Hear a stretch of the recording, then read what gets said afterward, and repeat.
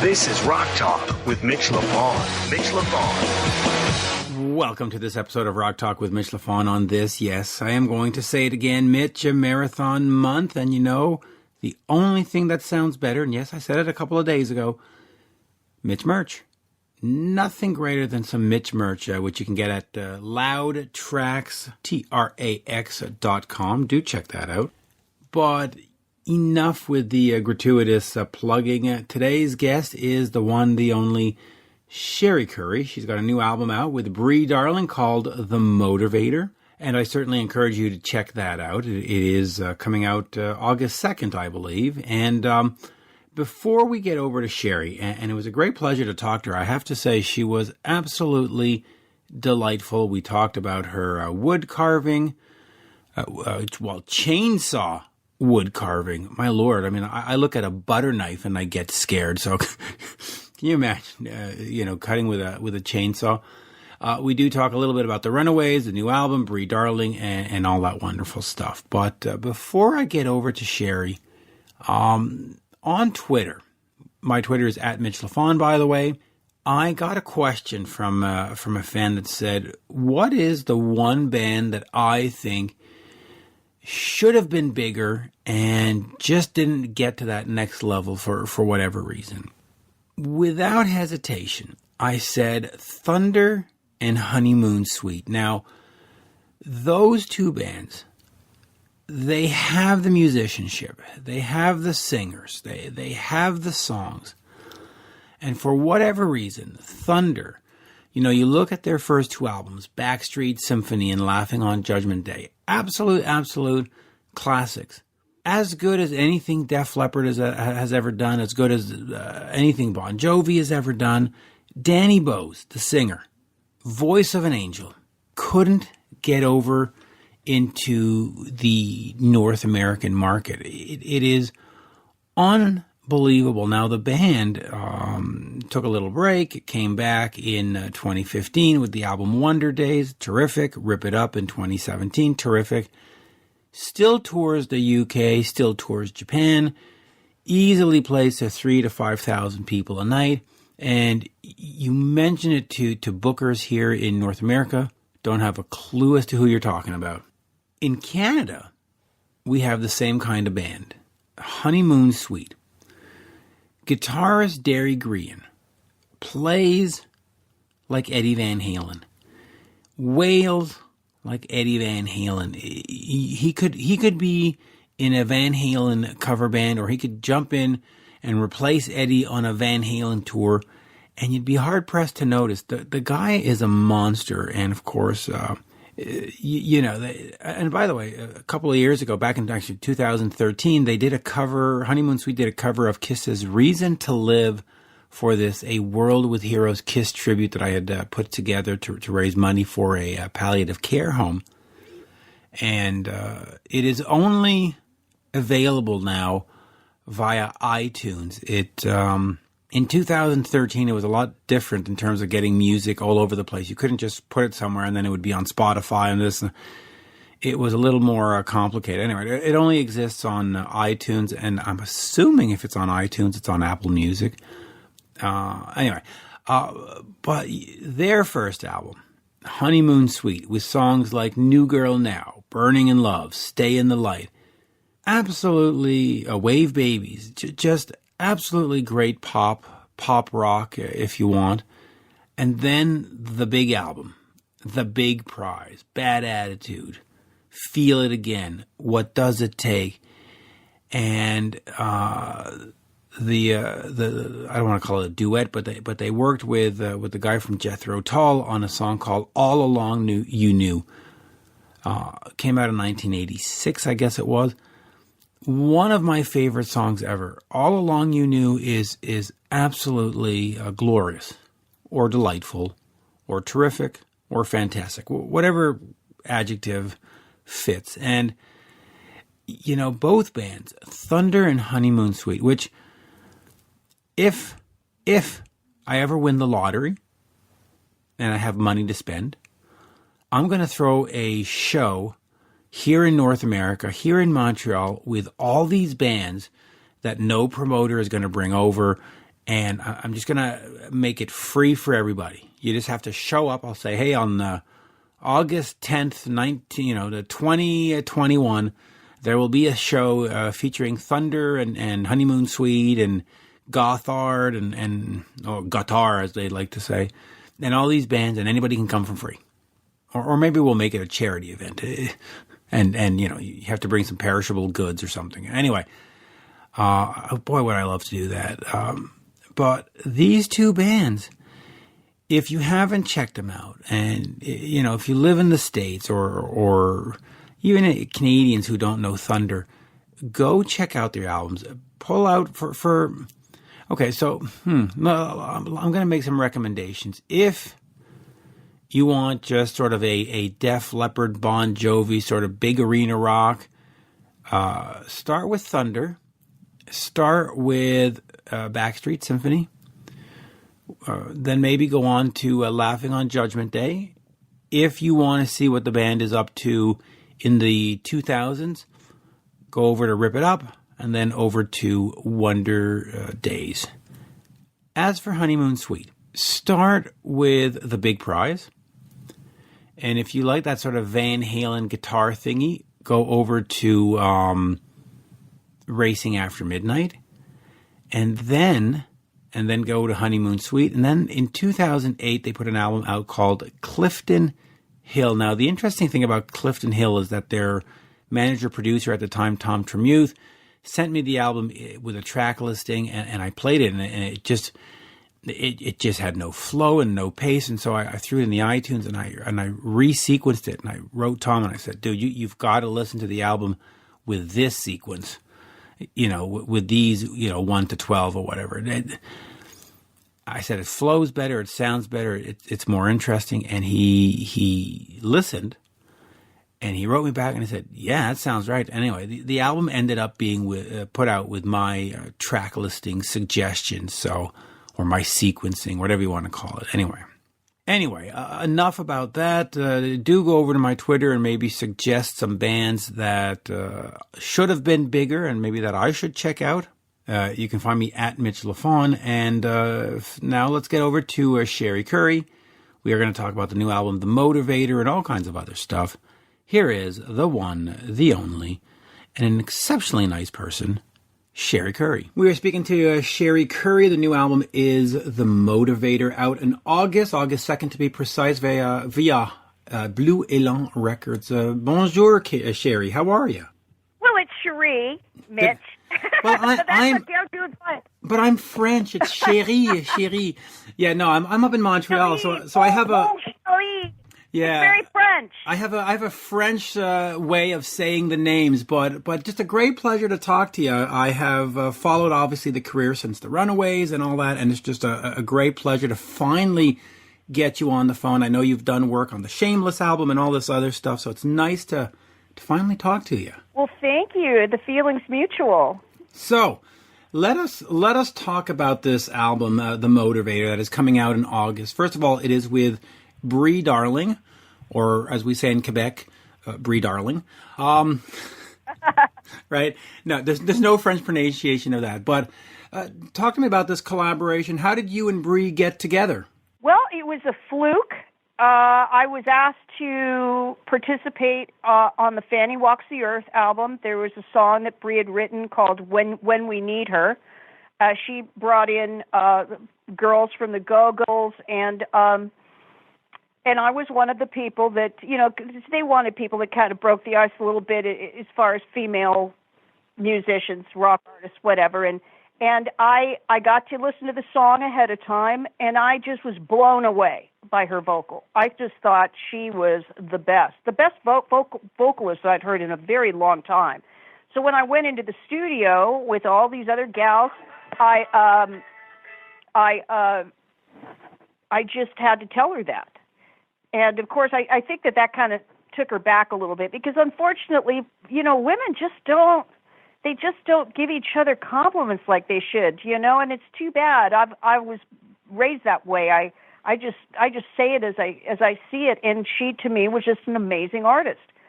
And I kind of stepped out a little bit on the vocals, with the group vocals we were doing, and I guess I caught her husband's eye as well, who was producing the album.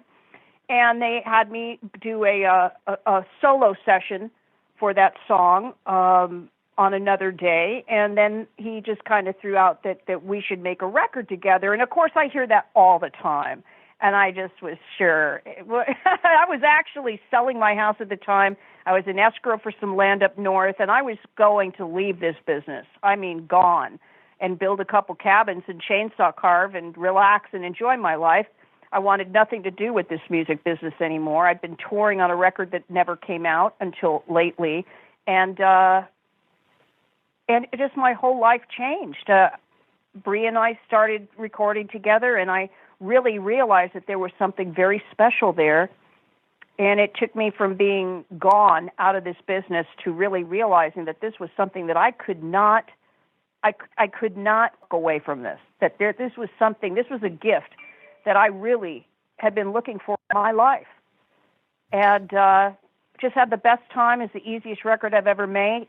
And, of course, working with Dave Darling, who's a 6-time Grammy-nominated producer, was just a privilege and fun. So Brie and I now, we're going to do everything that we've ever wanted to do in this business, and we're going to do it together. We've both been through the same things with the same disappointments, and we're just not going to let that happen anymore. We're just going to have a blast. So am I understanding then that this is not a one-off project? This is something that you might do, a second album and a third album? Is this sort of a renouveau for you? Well, we signed a 4-album deal with Blue Elan. So we're already starting to write the second album. Wow, that's great news. Which we'll do mainly on the road. But we just signed with TKO, and of course this album's coming out a little late in the game for any kind of summer shows. So that's okay, because we've got Dave Schultz, who is our band leader, who's just an unbelievable piano man and keyboard extraordinaire, vocalist extraordinaire, great performer. And so he goes on tour with Berlin on the 2nd of August, and for a few weeks. And then when he gets back, we're going to fine-tune the show and be ready to start doing shows when that happens. When you do get out there and start playing shows, do you focus on just what you and Brie have done with the Motivator and what might be coming down, or do you look at the entire career that you've both been involved with and sort of cherry pick, no pun intended with Cherry Bomb, of course, but cherry pick sort of the best? What kind of presentation are fans going to expect? They're going to get exactly what they want, because it's all about the fans. It's always been about the fans. So Brie's going to be picking a couple Fanny songs or Fanny Walks the Earth songs. I'll be picking a couple Runaways songs. We have to pay homage to why we even know each other and to each other's past and our history in this business. And again, what the fans want. And if we decided that we were going to walk away from Cherry Bomb or anything, it would just be wrong. And plus, I perform Cherry Bomb better than anyone else, so why not? That was always my song. Right, yeah, you do. It's a great song. So you mentioned that before meeting Brie, you wanted to sort of pack up and walk away. What has sort of kept you in the music business? Because if you look back at the history, and we sort of study the history and we hear the stories coming out from the Runaways camp, I would have gone running. So what sort of kept you motivated to keep going in the biz? Well, I actually became a decent singer. By the time I left the Runaways, when I joined the Runaways, I'd never really sang live or anything like that, ever. So, and my voice was changing. All of our voices were. Of course, we were just going through puberty when we got our first record.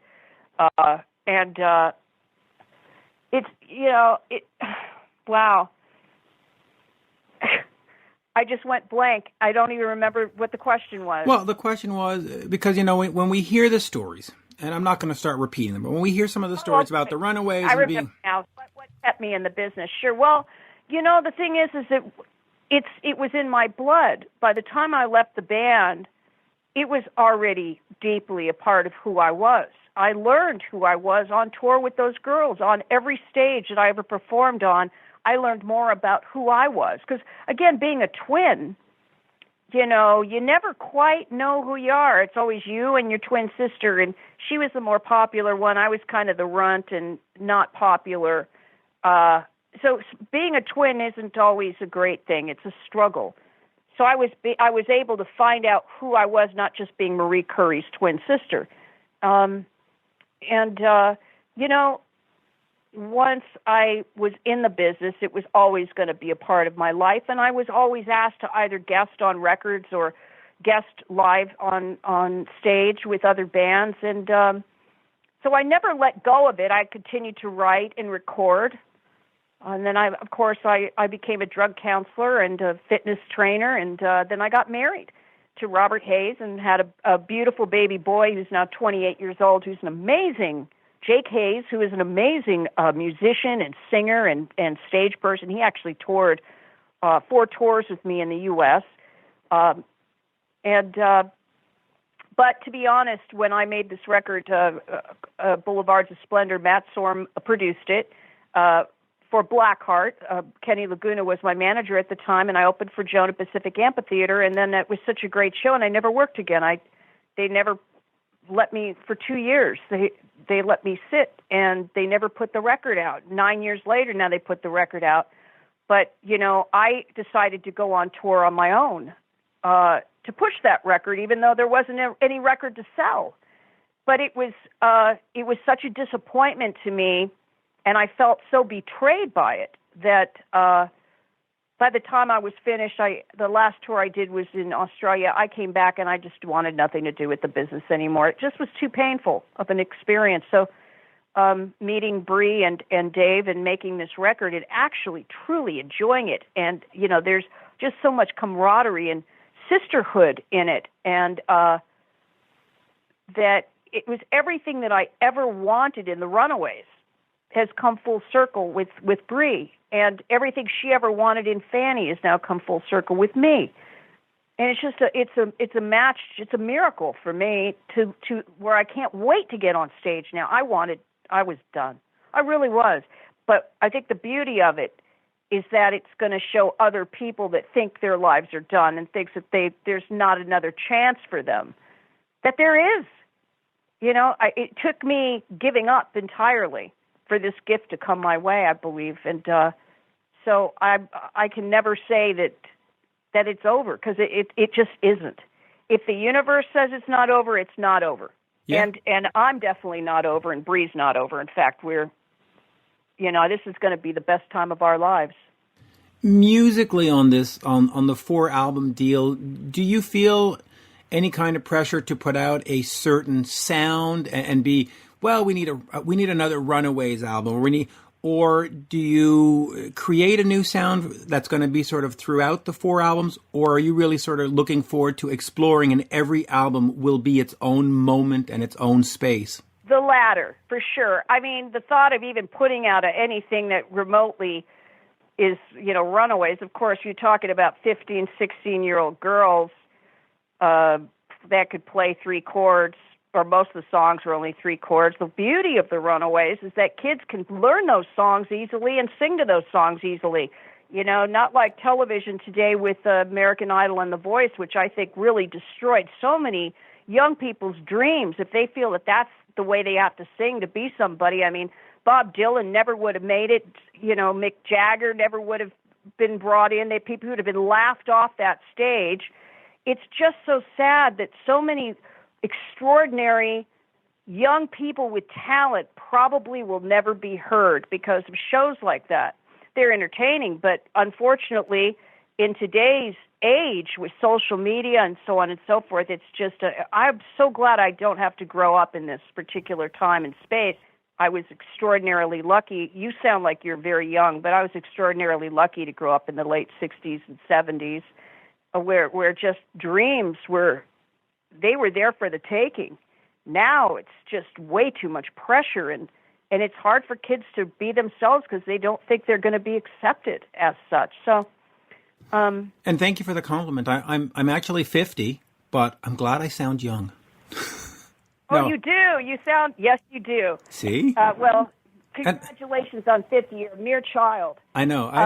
But anyway, yeah. And it's funny you mentioned that because my interview before you was actually an American Idol winner. So I want to explore sort of the moving forward of the business from the time you started to the Runaways now. And I'm going to start with the easy question in a sense. Do you think that the sort of music business space has gotten better for women? Because, again, we look at the stories, and it's not just the Runaways. You look at anybody, and you go, well, there was all kinds of boardroom shenanigans, and there was this, and you had to sleep your way to the top, and it was horrible. I think that's changed. Do you feel a perception that women get a better shake or a better, and I'm not trying to sound sexist, but you know what I mean? Do you think it's changed, or have we not not put aside what it was back then? Have we moved forward? Oh, absolutely. People that say that we haven't, they need to be on meds. I mean, it's just changed in a huge way. And, of course, with the Me Too movement as well. I mean, my only fear is it might go too far to the point where, because men are great. Men are wonderful. But right now, with that movement in particular, I'm starting to be a little frightened of it because, men are great, and I'm afraid that they're going to be afraid to even pay a woman a compliment anymore. And that kind of stuff, I think, is just way overboard. Coming from a band where there really was Fanny and there was Susie Quattro, and that was it. And we weren't taken seriously, and we weren't really. We had some pretty rough times with some of the bands we played with that were men, and whether they were on our label or not, we were kind of a joke. We that's what they thought. But the thing is in the end, we held our own and we did what we came to do.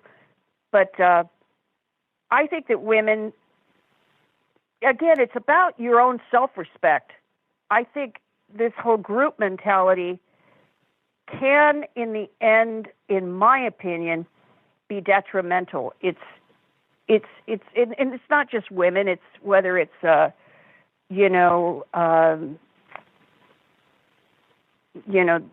well, just even younger artists. Every category of human being right now, it's all about your own self-respect and how you respect yourself. My fear is that the whole group mentality thing is that allows things to run away from you. And if that makes any sense at all. It does. And then the other thing is we quickly touched upon American Idol, and I am certainly not going to come to the defense of American Idol, but back in the day in the 70s, bands like Kiss, bands like Aerosmith, bands like you had 2 or 3 albums to sort of get it right, and the record company stuck with you, and there were certainly a lot of clubs to go to and a lot of live music opportunities. Now you really sort of get one song, forget 3 albums, forget 3 songs. You sort of get that one song and you sort of have to have a sort of an American Idol to have a place to show your wares. Do you think that? Oh, I'm not putting that show down. I've watched it. I've enjoyed it. I love it when the underdog comes out and just blows everybody away. That's what I live for whenever I do watch that show, because that's where we came from, being the underdogs and having something special. I'm not putting it down. I'm just saying that with the kind of singing, the oh yeah, all those runs, they drive me crazy. I can't handle it. I mean, to me, that's yes, it's great to be able to have that kind of control, but all the great, Don McLean's American Pie. I mean, Vincent, and some of the great songs that I grew up with. Look, he wasn't a great singer by any means, but I don't know if he would have made it onto American Idol. That's my fear, is that when people listen to some of these singers that do, and they do possess incredible talent, but that seems to be, that's why I can't listen to anything but classic rock, because I just can't relate to the vocalists these days. It just isn't my cup of tea. It just isn't. Yeah. I agree, and we've totally Sorry, I was just going to say we totally sanitized rock, which is why I can't listen to the new music. There was a producer that once said to me, there's a perfection in the imperfection. And now we've sort of auto-tuned and cleaned it up and straightened it up. And it's just like, well, where's the soul? Where's the soul in this music, right? Exactly. You're absolutely right. And I love that. There's a perfection in the imperfection. It's so true. And, the humanity has kind of left. It's very whitewashed and precise. And you know what? But yet you just look at the internet and with these kids that, always on their iPhones. And it's all about, it's all high tech. And I don't understand it. I'll never be able to capture that in my life, nor would I ever want to. I'm still a big fan of Andy Griffith and, the... the Andy Griffith Show and all that stuff, which brings me back to much simpler times when, just you being who you are was enough. And I don't know if we actually have that anymore. I think that's dead, and that's a little scary for me. It's so much pressure for young people. I mean, enormous pressure that I can't even imagine. Because, before, when we were going to school, it was just being as nice, as good a person as you can. Now you have to be the smartest. You have to be better than the other person. It's just, oh my gosh, I'm just so glad that I don't have to grow up in today's world. That's for sure. Yeah. The simple things aren't appreciated, nor are they even seen anymore. The simple things, like a telephone call. That hardly exists anymore, right? Oh, the telephone call. I used to spend 3-4 hours a night on the phone. Now, if you phone me for more than 3 minutes, it's like, just text me. Just send me a text. I'll get back to you when I have a moment. Before we leave, I want to ask you about this. There's a fabulous website out there, chainsawchick.com, which is your chainsaw art website. Talk to me a little bit about that, because when that first was broached, I went, chainsaw art, like literally chainsaws and art, right? I was like, what? Wait, how do you get into that? And you've got folks have got to go check out the pictures. Look up Cherie with the chainsaw art. There are some magnificent, truly magnificent pieces. So how do you get into chainsaw art? Well, first, it's a very, very, very old site. And unfortunately, my management at the time kind of locked it down. So I ended up putting an icon on the main page where I'm standing next to that 8-foot praying woman. There's a little camera icon that says new feature right under the picture on that main page. Click on that, and that will take you to albums of my newer work. From start to finish, I shoot how I do it. And it's vast as well. The old site is vast, but it's old. So make sure people that you click on that camera. Yeah, I'm clicking on it right now. There's pictures of dogs and bears and a snake one and a guitar put into a bench. It's spectacular. I would love to have some of these. It's just spectacular. So how do you get into that? You're not just sitting around going, hey, maybe I should go carve that log today. How do you learn the craft? Who teaches you? Who do you watch? Where does the skill come from? Well, you know what? Art has always been a savior for me. I actually got my first book deal with Price Stern & Sloan because I went to them as an artist for children's books, because while I was a counselor and a tech at a drug rehab for young adults or teens, I would have to sit in school with them for 2 hours a day. And so I started sketching. And I really had always kind of been a little bit of an artist in school, but never really fine-tuned it. And I started drawing. And so Rick Frio, who was my manager at the time, took me to Price Stern & Sloan as an artist. And then they said, how long have you been drawing? And I said, a year. And they said, well, how is that possible? And I told them the story about the Runaways. And they said, we've been looking for our first young adult book, and this is it. So I walked in as an artist and walked out an author. So art has always propelled me into really great things.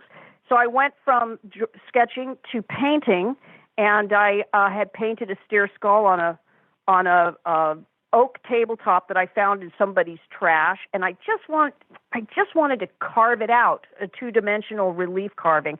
So I started doing relief carvings and staining and painting them, and then I was going to the beach one day, and I was on the back of a motorcycle, and we passed this Malibu Mountain Gallery, and there was a couple guys chainsaw carving at the side of the road, and I could not get it out of my head. Every morning I woke up, that voice that we have to listen to, kept saying, you must go back, you must go back. And I did. A couple weeks later, brought some of my artwork with me, and I walked into their gallery and saw these stunning mermaids and dolphins. And it wasn't like, the crude, lumberjack type bears that you do see sometimes.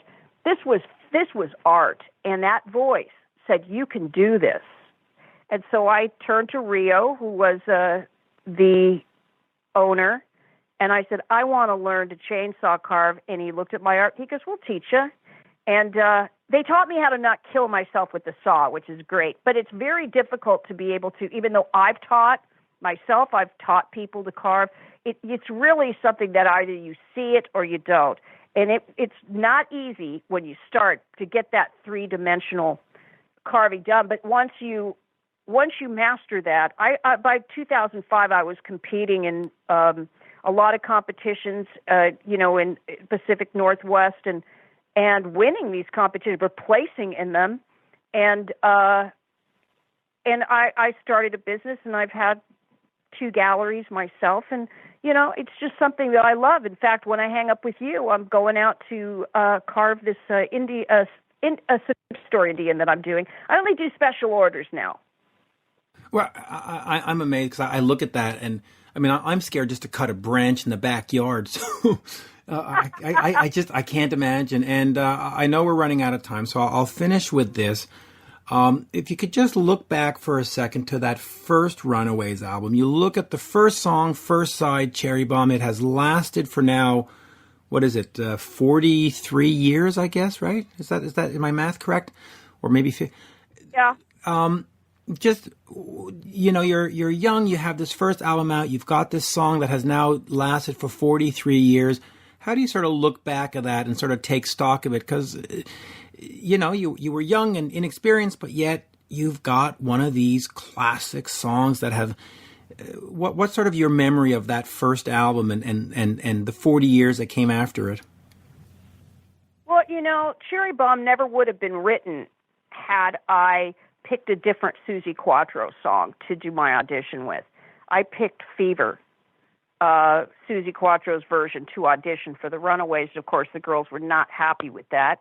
And Kim Fowley, I spent a lot of the last days of his life. I moved him into my house when he was dying of cancer.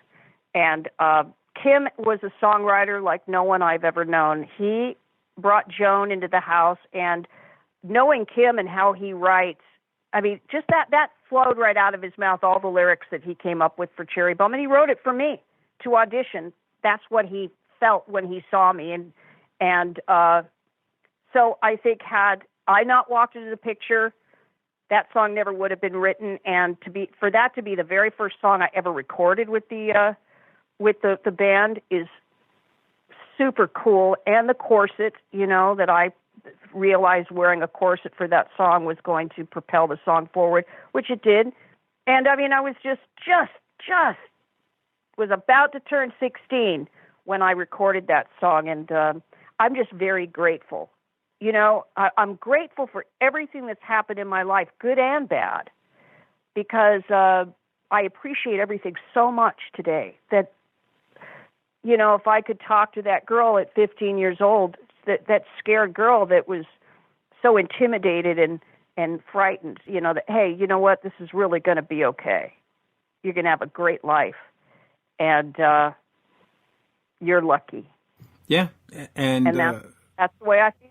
Yeah. And my daughter's turning 15, 16 in August, just before your album is released, actually, the day before. So you can call her and tell her everything's going to be okay. But an absolute pleasure to talk to you. I've been trying for a long time, and it's always never worked out, but we got it done, and it's terrific. And, of course, the album with Brie is called The Motivator, comes out August 2nd, and it's terrific. Folks will absolutely love it. I just know it. Well, Well, thank you so much. And hey, you know what? Stay in touch, because when we're out in your area, we'd love to have you as a guest. Yes, absolutely. And if you need any help getting to Canada or getting to Montreal or Ottawa and Toronto, let me know. I help bands all the time. I deal with the promoters. I can certainly help make that happen. That's a promise. Oh, you're so sweet. Thank you so much. You're a darling. And tell your daughter happy birthday, and it's going to be okay. Yeah, she's August 1st. So, I mean, you know what? I'll have to get her the Motivator as a gift. I think that's what I'm going to have to do.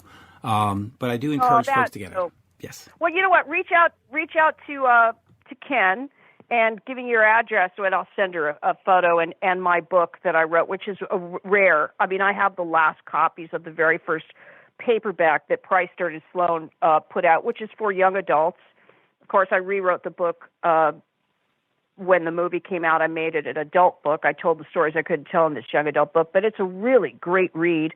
Neil Schusterman, amazing writer, wrote the book with me, and I would love to gift that to her for her birthday. And so please reach out to Ken and give me your address and her name, and I will send a little care package out to her. Oh, thank you. Yeah. For her birthday. Sweet 16 coming up, so my hair is finally going to go gray. Wonderful. As we say, she's got a great dad. Thank you. And as I was going to say, as we say in Montreal, merci beaucoup. Thank you very much. And very much looking forward to the album coming out and having a physical copy. I'm a physical copy kind of person. And of course, folks, Boulevards of Splendor was a record store release this year. And do pick that up as well. It is definitely worth your time. Merci. Well, merci beaucoup. Merci beaucoup. Yes, merci beaucoup. Thank you. Well, thank you, my friend. All right, well, we will speak again soon. Cheers. Have a good day. Cheers. Bye-bye now. Bye-bye. You're listening to Rock Talk with Mitch LaFon. Rock Talk.